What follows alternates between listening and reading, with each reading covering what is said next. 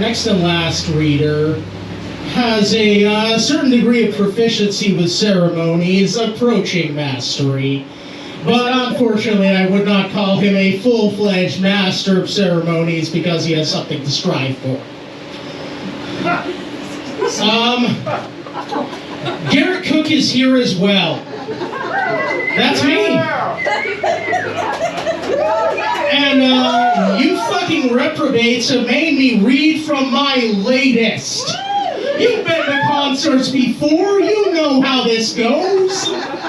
Jesus Christ, everyone. Freebird! No, I'm not playing the old stuff. Bridal Suite from Kennel, a pornography. Opium black, thick as all things that existed.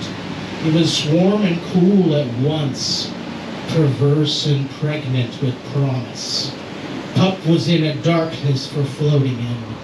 The void, perhaps the one from which love emanated, the bottom of Pandora's box in which the hope was stored.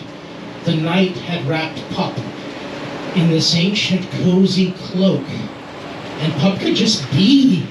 For Pup to just be was a rare thing that had been a bit more common before.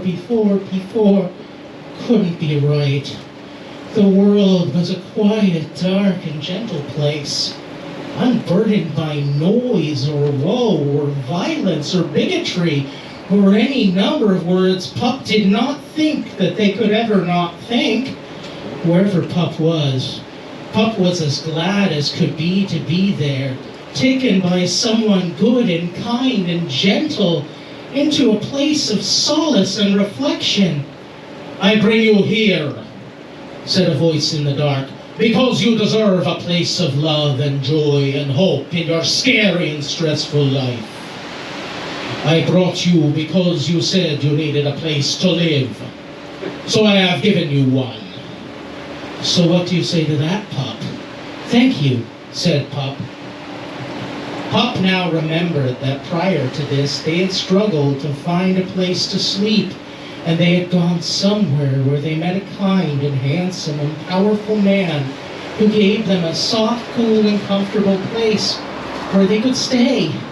This man was as strong as he was caring, and there was nothing Pup could think of that they would not do for Daddy.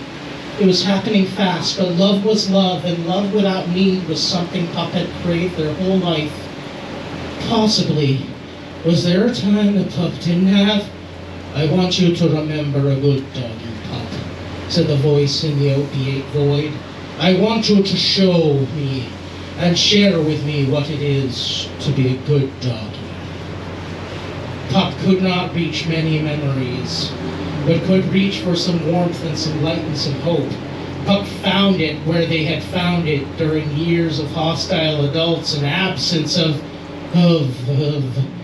something that was harder to reach than the memory of the loyal, loving, and vigilant black and white dog. Pup held the dog tight and faded into this love. Millie was a source of goodness and delight. Millie was love and unconditional, and a thing Pup aspired to be. Such a good doggy, said Daddy's voice in the dark. Will you be a good doggy for me, Pup? Yes, said Pup, beaming at the chance to find the dog again in the pitch-black, peaceful lawn place, and at the dream of making Daddy happy. It has been too long since I have had a dog. I have 4 wives, but I did not have a dog, and there was a great loveless void wherein there would have been a dog. A home without a dog is hardly a home at all, wouldn't you say? Pup thought again of Millie, a thought that was permitted here in this darkness. Millie had made that house almost a home, almost livable in spite of something that could not shine through in those clouds of oblivion. A house was not a home without a dog, and it would be a shame if this was no home, as this was to be Pup's home. Pup would serve as a very good doggy in his home. Pup wanted most to be a very good doggy. In the dark, there was touch, hands stroking up and down Pup's back, rubbing and toying with Pup's hair. These hands were not Daddy's, they were softer, soft as the concealing night, the shadowy bedsheet room where Pup was floating. They grazed, tickled gently, breath behind Pup's ear, a tiny nibble, a sudden playful pinch on the ass, a single solitary frame brushed by phantasmal lips on Pup's cheek. There was no counting the number of gentle hands at teasing lips, no counting the shapes concealed by this dark around Pup. Pup was surrounded by passion, surrounded by gentleness and affirmation and peace. Who? Pup asked before there emerged the sultry face with a caring but mischievous gaze. Then shadow parted like a curtain, like clothes ripped away to reveal a pair of fake but sublimely round breasts, unhampered by gravity, borne away by a wan body, walking on legs more slender than these curves anticipated, and sporting a surprisingly hard, confident erection. Pup had met a few Thai ladyboys at clubs and thought their bodies resembled pre-surgical photos of Lenore. This young woman was a perfect example of the aesthetic and the body, impossibly tall on very high heels. "Do you want to kiss it?" she asked breathlessly. And that's where I'm going to cut it off.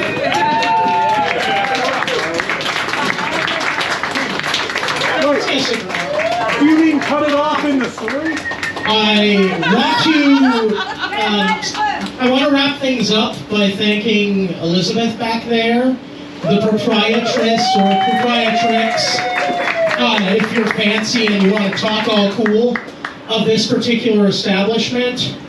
There was a time when you would go out at 9 a.m.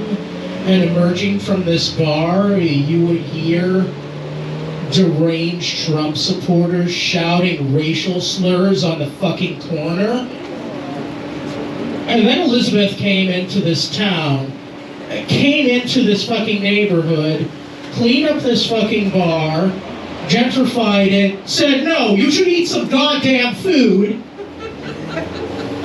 and added lifeblood to our neighborhood. If you can do something or show some affection for your local, show some affection for your local, because this is your neighborhood, this is where you live, and the devil cannot take the ground beneath your feet. You have to understand that. The devil cannot take the ground beneath your feet. Protect your neighborhood, guard your neighborhood with your entire heart, and support your local bar. Elizabeth has done wonderful things for this neighborhood, and I thank her immensely. And I thank Checkered Flag for hosting us and bringing culture, allowing us to have our monthly horror book club here, and just being great. Thank you, Elizabeth. Thank you, Checkered Flag. Keep drinking and Thai stuff.